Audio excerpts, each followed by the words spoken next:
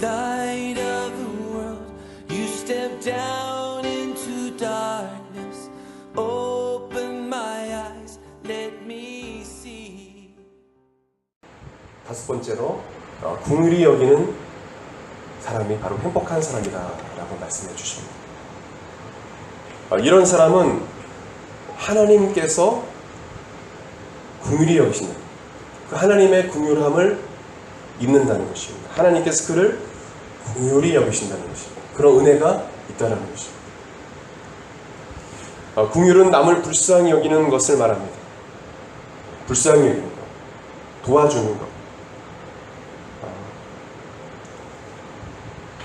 그러나 진정한 긍휼은 단지 동정심에서 끝나는 것이 아닙니다. 동정심을 가지고 그냥 도와줘야 되겠다, 그런 마음만 갖는 것이 아니라 실천하는 것입니다. 실제로 어려운 사람을 돕는 데까지 나아가는 것이 바로 긍휼입니다. 우리가 이 팔복에 대해서 말씀드리면서 긍휼히 여겨야지 이렇게 생각에 머무는 것이 아니라 실제로 남을 도와줘야 돼요. 어려운 사람을 도와주는 것이 바로 긍휼입니다. 본문의 긍휼은 헬라어로 엘레오스입니다. 엘레오스는 하나님의 자비와 긍휼, 사랑을 뜻합니다. 다윗이 많이 쓰던 그 히브리 단어가 있습니다. 그것은 바로 헤세드입니다. 헤세드의 하나님, 다윗이 고백했다. 헤세드와 히브리어의 람이라는 단어가 오늘 본문에 나와 있는 이 긍휼이라는 단어와 비슷한 단어입니다. 이 헤세드 단어가 이 단어에 해당됩니다.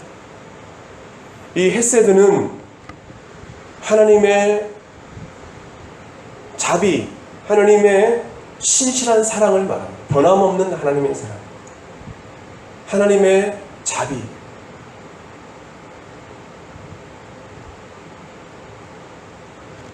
그래서 오늘 이 말씀은 그냥 단지 동정심을 가지고 어떤 복지나 어떤 자선을 행하는 어떤 그 선이 아니라 하나님께서 우리를 신실하게 변함없이 긍휼히 여기시고 사랑하듯이 우리 다른 가난한 고통받는 사람을 그 하나님의 자비하심과 그 사랑으로 사랑하는 것을 말합니다. 긍휼히 여기는 것을 말합니다.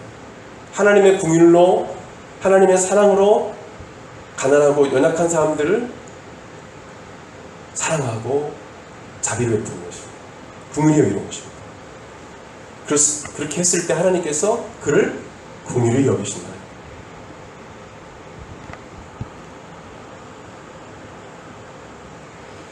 긍휼히 여기는 마음은 구제로 실천돼야 합니다. 긍휼과 또한 구제는 같은 내용입니다.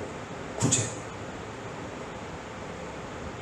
이 긍휼에 대해서 아무리 신학적인 또 용어에 관한 말씀을 제가 간단히 했지만 아무리 그런 얘기를 해도 실천하지 않으면 안 되는 것입니다. 행함이 없는 믿음은 죽은 믿음입니다. 긍휼히 여기는 마음을 가져야 합니다. 그래야 행복합니다. 그것으로 끝나는 것이 아니라 구제로 실천돼야 돼요. 구제. 그 구제는 뭐냐면 어떤 복지나 말씀드렸지만 자선 잔치에서 하는 것처럼 우리가 물론 그것도 긍휼히 여기는 거지만 오늘 성경에서 말하는 것은 하나님의 그 긍휼로, 하나님께서 주신 그 사랑으로, 헤세드의 그 사랑으로 변함없이 가난하고 고통받는 사람들을 변함없이 부할 때도 가난할 때도 같이 함께 해주고 도와주라는 것입니다. 그것이 구제로 실천됩니다. 성경은 구제는 하나님의 나라의 백성으로서 반드시 실천해야 할 의무라고 말하고 있습니다. 이 구제는 하나님의 명령이라고 말씀드립니다. 저와 여러분들이 행할 명령입니다. 신명기 말씀을 보시게 되면 기록하고 있습니다. 같이 읽겠습니다. 신명기 10장 19절과 14장 29절, 15장 11절. 길지만 하나님께서 주신 명령을 생각하면 읽겠습니다. 시작. 너희는 나그네를 사랑하라. 전에 너희도 애굽 땅에서 나그네 되었음이니라. 그 다음에요. 너희 중에 분깃이나 기업이 없는 외인과 내 성중에 거류하는 객과 및 고아와 과부들이 와서 먹고 배부르게 하라. 그리하면 내 하나님 여호와께서 내 손으로 하는 범사에 내게 복을 주시소서. 그 다음에요, 땅에는 언제든지 가난한 자가 그치지 아니하겠으므로 내가 내게 명령하여 이르노니 너는 반드시 내 땅 안에 내 형제 중 곤란한 자와 궁핍한 자에게 내 손을 펼치니라. 아멘. 그래서 레이는 목회자들을 말하기로 하죠.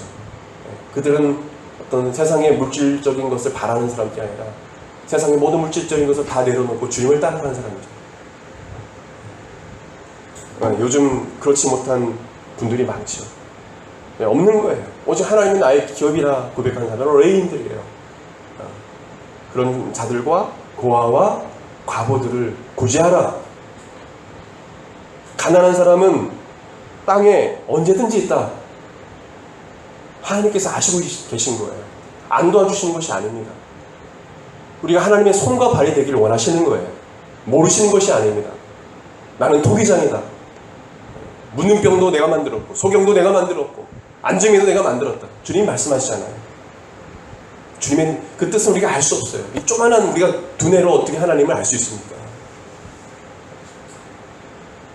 어떻게 하나님 우리가 그 깊은 지혜와 그 지식을 알 수 있어요? 하나님의 뜻이 있습니다. 그것은 뭐냐면 가난한 자를 이 땅에 주신 이유가, 연약한 자를, 병든 자를 이 땅에 주신 이유가 바로 우리가 그에게 주님의 손과 발이 되어서 그들을 우리가 돕고 주님의 사랑으로 그들의 필요를 채워주는 그 삶을 우리가 살게 주님을 원하신다는 것입니다. 이런 구제하는 삶을 살아가는 자들에게 하나님께서 잠언 말씀 중에서 우리에게 복을 말씀해 주셨어요. 잠언 11장 24절에서 25절, 19장 17절, 28장 27절 같이 읽겠습니다. 시작. 흩어 구제하여도 더욱 구하게 되는 일이 있나니 과도히 아껴도 가난하게 될 뿐이니라. 구제를 좋아하는 자는 풍족하여질 것이요 남을 윤택하게 하는 자는 자기도 윤택하여지리라. 그 다음에요, 가난한 자를 불쌍히 여기는 것은 여호와께 꾸어드리는 것이니 그의 선인을 그에게 갚아주시리라. 그 다음에요, 가난한 자를 구제하는 자는 궁핍하지 아니하려니와 못본 채 하는 자에게는 저주가 크니라. 가난한 사람을 도와주는 것은요 여호와께 꾸어드리는 것이다. 하나님께서 그것을 다 계산하고 기록하고 계신다는 것입니다. 갚아주신다는 것입니다. 내 때가 아니어도 자녀 때 하나님께 복을 주신다는 거예요. 이건 하나님의 약속입니다. 기복적인 신앙이 아니에요. 구제하는, 이 복을 받기 위해서 우리가 구제하는 것은 아닙니다. 그러나 정말 이것을 바라지 않고 하나님의 사랑으로 가난한 사람을 우리가 도울 때에 주님께서 이런 구제에 대한 복을 하나님께서 주시겠다는 것입니다. 풍족하고 윤택하게 해주겠다. 더 도울 수 있도록 하나님께서 은혜를 풀어주시겠다. 내가 갚아주겠다 라고 말씀. 그러나 못 본 채 하는 자에게는 저주가 크니라 했어요.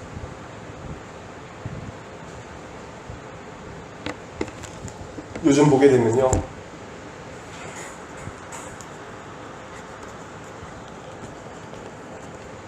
국민소득 2만 불, 3만 불 우리가 올라가지 않습니까? 얼마큼 더 올라가려 합니까? 얼마큼 더 잘 살려고 합니까? 너무 잘 살려고 하기 때문에 부모에 대한 공경을 잃어버렸어요. 부모님 홀로 계시면 찾아가 뵙고 해야 되는데 관심이 없어요. 어떤 분들은 부모님이 정말 어려운데 나이가 들어서 어떻게 무슨 일을 할 수도 없는 그런 상황, 생활비가 어려운데 자신은 잘 사는데 부모님한테 월급 받은 것의 일부를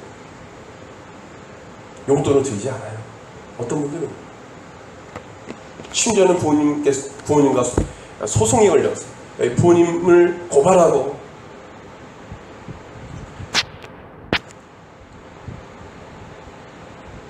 부모님 마음에 상처를 주는 사람도 있어요. 부모님이 가난하고 또 친척 중이나 또 주변에 어떤 가난하고 고통받는 사람들이 있다라면 여러분 도와줄 수 있는 그런 크리스찬들이 되기 바랍니다. 크리스찬입니다. 그 사람이 행복한 거죠. 아니 목사님, 저는 학생인데요, 아직 어려운데요. 기도할 수 있잖아요. 어려운 사람을 생각하면서 기도하고. 저는 그런 경험을 직접 했습니다. 제가 도와줄 수 없잖아요, 목회자다 보니까. 도와주는 데는 한계가 있어요. 기도할 수밖에 없어요. 죄죠. 근데 놀라운 사실은 기도했던 사람들이 하나님의 큰 복을 받았습니다. 할렐루야. 하나님께서 복을 주셨어요. 하나님 너무도 어렵습니다. 정부 쌀을 받아서 먹고 있습니다. 빚이 많습니다.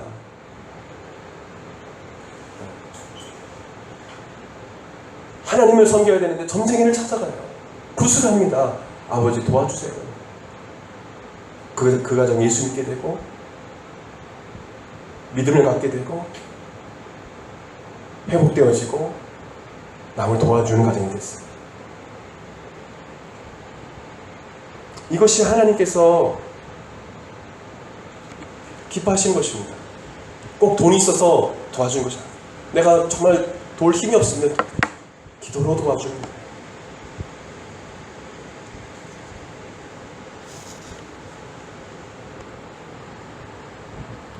또 집에 먹을 것이 많으면 또 아파트나 이런 데 보면 경비원들이 있잖아요. 경비원들 올라갈 때 토마토 몇 개 좀 이렇게 조그맣게 박스 여러 개 샀으면은 많잖아요. 또 들어온 게 좀 많으면 그중 일부러 경비원도 드리고, 또 지나가다가 또 어려운 분들 있으면 지나가도 뭐 박스 주는 분들 있거나 아니면 그런 분들 있으면 좀 도와줘. 한번 그걸 실천해 보십시오. 얼마나 기쁨이 있는지. 그럴 때 우리가 예수님의 사랑을 느끼는 것입니다. 이것이 하나님의 사랑이구나. 그러기 또한 복음을 같이 증가하는 것입니다. 할머니 예수 믿으십시오. 아주머니 예수 믿으세요. 도와주면서 복음을 전하는 것입니다.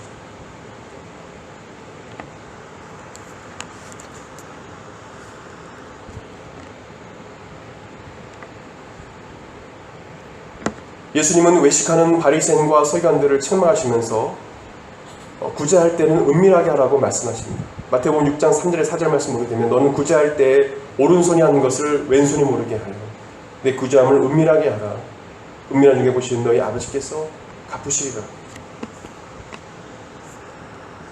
이 말씀은 왜 이 말씀이 나오냐? 자랑하기 위해서 그것을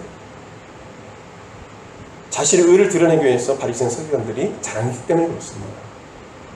그것을 책망하신 거예요. 누구한테 보이기 위해서 구제하지 말라는 말씀이에요. 우리가 구제하는 것을 나누고 이야기하고 기도할 수 있죠. 또 그것을 또 정죄하는 분들이 이 말씀 가지고 정죄하는 분도 있어요. 그걸 온손이 하는 것을 모르죠. 그 말씀이 아니라 자랑하지 말라는 거예요. 하나님 앞에 그렇게 은밀하게 하라는 것입니다. 보이려고 누구한테 잘 보이기 위해서 하지 말라는 거예요.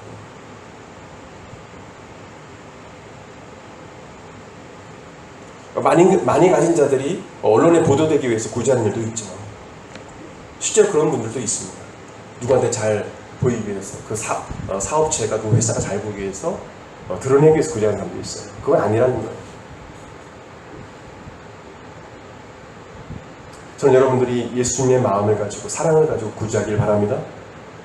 사랑을 가지고 진심에서 우러나와서 정말 사랑하는 마음을 가지고 구제하라는 거예요. 야고보서에는 사도 야고보는 이렇게 말합니다. 어려운 사람을 보고 구제하지 않는 것은 죽은 믿음을 가진 자라고 말합니다. 네, 같이 읽겠습니다. 야고보서 2장 13절 17절 시작. 긍휼을 행하지 아니하는 자에게는 긍휼 없는 심판이 있으리라. 긍휼은 심판을 이기고 자랑합니다. 내 형제들아 만일 사람이 믿음이 있노라 하고 행함이 없으면 무슨 유익이 있으리요. 그 믿음이 능히 자기를 구원하겠느냐. 만일 형제나 자매가 헐벗고 이러한 양식이 없는데 너희 중에 누구든지 그에게 이르되 평안히 가라 덥게 하라 배부르게 하라 하며 그 몸에 쓸 것을 주지 아니하면 무슨 유익이 있으리요.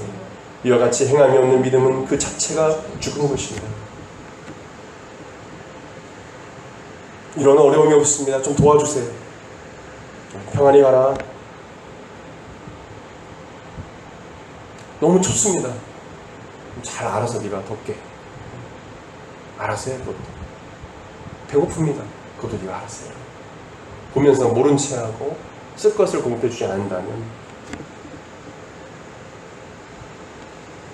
죽은 믿음을 가진 자라고 말씀하셨어요. 실제로 어떤 그 집사님은 이 말씀을 일하는 가운데 주셔서 하나님께서 주신 돈인데 그 돈을 사업을 하시는데 어떤 돈이 갑자기 남았어요. 한 30만 원이 남았는데 주님께서 이것을 어떤 사람이 주라고 하셨어요. 마음속에 감명 주셨어요. 그러나 아까워서 안 줬어요. 주기 싫은 건 아닌데 또 이게 진짜 하나님 음성인가? 그런 것도 있어요. 근데 2번, 3번 이 말씀을 주신 거예요.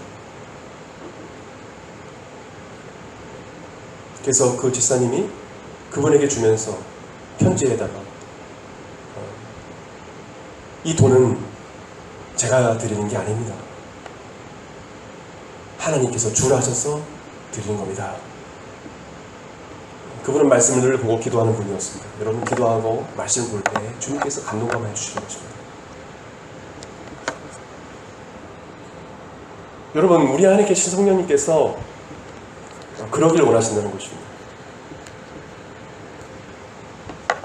우리 교회도 또 기회가 주어진다면 정기적으로 좀 도울 수 있는 이렇게 저 개인적으로 이렇게 하고 있지만 도울 수 있는 그런 기회가 있으면 우리가 가서 또 그런 단체에 가서 장애우들을 좀 돕고 도울 수 있는 부분이 있지 않습니까? 우리는 전문가가 아니기 때문에 그런 일을 좀 주기적으로 했으면 좋겠다는 생각이 듭니다. 그런 생각이 있습니다.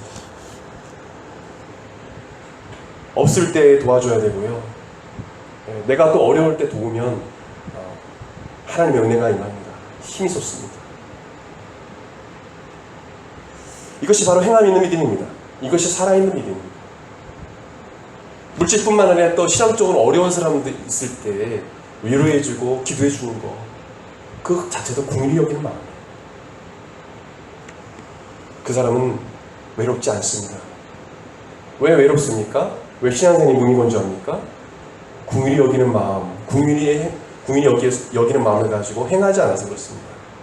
주님의 사랑을 가지고 우리가 복음을 전하고 또 구제하고 이런 일을 우리가 실천할 때, 자꾸 기빙할 때 하나님 사랑이 어떤 사랑인지 알게 되고, 하나님이 저들을 얼마나 사랑하시는지 그거를 느끼게 되는 것입니다.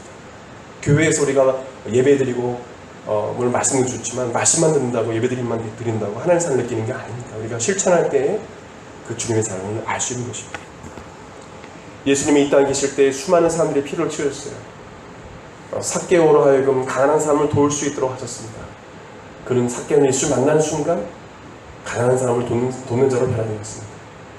자신에게 영생에 관해 묻는 부자 청년에게 재산을 팔아 가난한 사람들에게 나눠주라고 말했습니다. 너희 모든 재산을 팔아서 가난한 사람에게 나눠주라. 근데 근심하며 떠나버렸습니다. 주님은 가난한 사람들에게 관심이 많습니다. 헌금함에 두렛돈을 넣은 가난한 과부를 예수님은 칭찬하셨습니다. 가난한 자에게 관심이 많으십니다. 마태복음 9장 35절 36절 말씀 보게 되면 예수님께서 고통당하는 영혼들을 긍휼히 여기는 장면이 나옵니다. 무리를 보시고 불쌍히 여기시니 이는 그들이 목자 없는 양과 같이 고생하며 귀진합니다. 불쌍히 여기시니 예수님은 눈먼 두 소경을 불쌍히 여기시고 고쳐주셨습니다. 마태복음 20장 3절에서 3, 4절 같이 읽겠습니다. 시작. 맹인 2사람이 길가에 앉았다가 예수께서 지나가신 다음을 듣고 소리질러 이르되 주여 우리를 불쌍히 여기소서. 다윗의 자손이여 하니 무리가 꾸짖어 잠잠하라 하되 더욱 소리질러 이르되 주여 우리를 불쌍히 여기소서. 다윗의 자손이여 하는지라. 예수께서 머물러 서서 그들을 불러 이르시되 너에게 무엇을 하여 주기를 원하느냐. 이르되 주여 우리의 눈을 뜨기를 원하나이다. 예수께서 불쌍히 여기사 그들의 눈을 만지시니 곧 보게 되어 그들이 예수를 따르니라. 예수님은 또한 한 나병 환자를 불쌍히 여기시고 고쳐줬습니다. 마가복음 1장 40절에 42절 같이 읽겠습니다. 한 나병 환자가 예수께 와서 꿇어 엎드려 간구하여 이르되 원하시면 저를 깨끗하게 하실 수 있나이다. 예수께서 불쌍히 여기사 손을 내밀어 그에게 대시며 이르시되 내가 원하니 깨끗함을 받으라 하시니 곧 나병이 그 사람에게서 떠나가고 깨끗하여진지라. 긍휼히 여기는 마음, 민망히 여기는 마음, 그 말이 바로 예수님의 마음이라는 것이죠. 저 여러분들이 이 예수님의 마음을 품길 원합니다. 여러분 치료는요, 그 사람을 긍휼히 여기는 마음을 가질 때 일어납니다. 그 사람을 정말 사랑하는 마음을 가지고요, 기도할 때 일어납니다.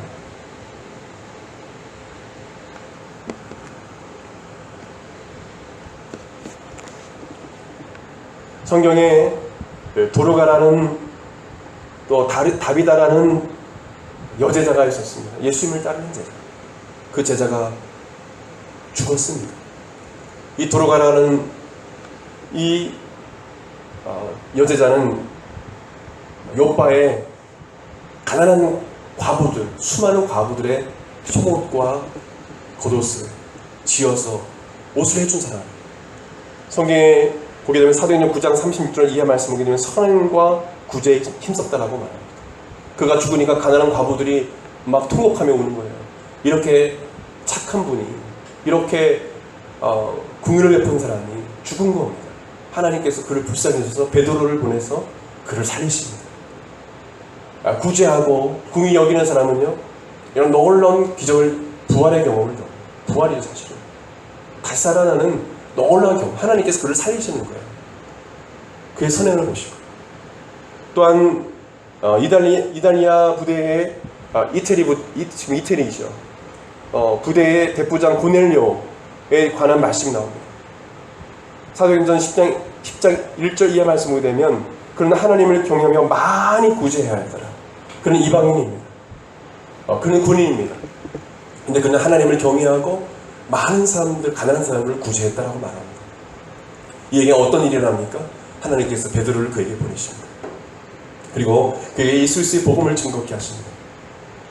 하나님께서 고넬료를 구원해 주십니다. 그에게 성령의 기름 부으심을 허락해 주십니다. 성령 침례를 받고 물 침례를 받고 그가 하나님의 사랑으로 거듭납니다. 구원의 은혜를 경험하게 돼요. 아까 말했던 그 도로가라는 이 여제자는요, 지금까지도 도로가 소사이어티라고 하나요? 뭐 여러 도로가 자선단체, 그런 단체들이 있어요. 지금도 있습니다.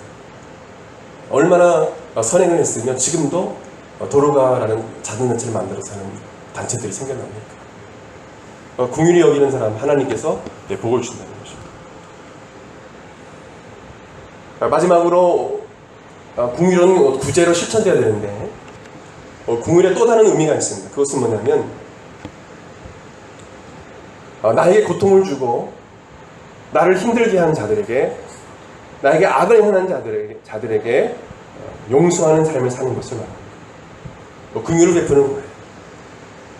또 관대할 줄 아는 거예요. 긍휼히 여기는 마음을 가진 사람은 나에게 고통을 주고 나에게 아픔을 준 사람들을 용서할 수 있는 사람. 악을 악으로 갚지 않습니다. 오히려 그를 긍휼히 여기고 불쌍히 여기고 용서하는 삶을 살아갑니다. 예수님의 십자가는 무엇을 상징합니까? 바로 용서입니다. 용서. 우리 앞에 있는 그 십자가 볼 때 어떤 게 기억이 나십니까? 바로 용서예요. 나의 죄에 대한 용서, 긍휼. 그와 같이 우리도 뭐냐면 예수님과 같이 우리도 남의 죄를 용서하는 것, 그 긍휼히 여기는 삶이에요. 주님께서 말씀하십니다. 너가 남의 죄를 용서하지 않으면 나도 너의 죄를 용서하지 않겠다라고 말씀하세요.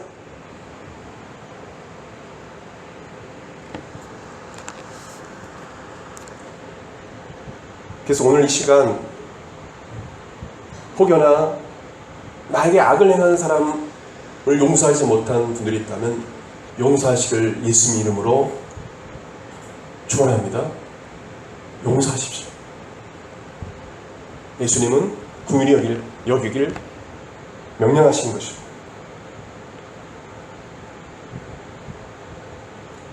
용서하고 그들을 사랑하고 자비를 베풀라는 것입니다. 에베소서 4장 32절 같이 읽겠습니다. 에베소서 4장 32절 시작. 서로 친절하게 하며 불쌍히 여기며 서로 용서하기를 하나님의 그리스도 안에서 너희를 용서하신 것 같이 하라. 우리 다 같이 일어나서 같이 기도하겠습니다. 오늘 주님께서 행복한 사람이 어떤 사람이냐? 그 사람 바로 구제하고 또 용서하는 사람이다. 긍휼히 여기는 사람이다. 그럴 때 내가 너의 죄를 용서하고 너를 긍휼히 여기겠다. 이렇게 말씀해 주십니다. 우리가 오늘 주신 말씀 붙잡고 같이 기도하겠습니다. 거룩하신 하나님, 오늘 하나님 말씀을 통해서 긍휼히 여기라고 말씀하십니다. 또 구제하라고 말씀하십니다. 가난하고 연약한 사람을 외면하지 말라고 말씀합니다. 못 본 채 하지 말라고 했습니다. 그러나 우리 삶은 어떻습니까? 하나님, 우리는 우리 것을 많이 챙깁니다. 우리의 이익을 챙깁니다. 하나님 아버지, 우리의 만족과 또 우리의 성공만을 생각합니다. 하나님, 우리 사랑하는 모든 제들, 아버지 하나님 주여, 우리 교회 오는 모든 성도들, 앞으로 미래의 성도들 모두가 다 하나님 아버지 긍휼히 여기는 자들이 되게 하여 주옵소서. 아버지 하나님, 나누는 자들이 되게 도와주시고, 예수님께서 우리를 긍휼히 여겼던 것처럼 우리도 예수님과 같이 불쌍히 여기고 그들을 사랑하고 하나님 아버지 자비를 베풀고 그들을 용서하며 사랑할 수 있는 하나님 아버지 주님의 그 햇세대의 그 사랑을 오늘 아버지 참석한 우리 모든 분들에게 하나님 부어주시오. 긍휼히 여긴 마음을, 그 예수님의 긍휼한 마음을 하나님 우리에게 부어주시옵소서. 하나님 아버지, 주님께서 우리 교회도 부흥을 주셔서 하나님 교회가 하나님 아버지 구제하는 데 힘들 수 있도록, 구제한 일에 하나님 아버지 저희들이 또 하나님 아버지 많은 하나님의 귀한 사업을 해갈 수 있도록, 하늘나라의 귀한 사업을 해갈 수 있도록 하나님께서 복 주시고 하나님 아버지 도울 수 있도록 하나님께서 은혜를 부어주시길 원합니다. 우리 마음속에 하나님의 그 긍휼하심을 부어주옵소서. 그 햇세대의 사랑을 우리도 간직할 수 있도록 인도하여 주옵소서. That cross, I'll never know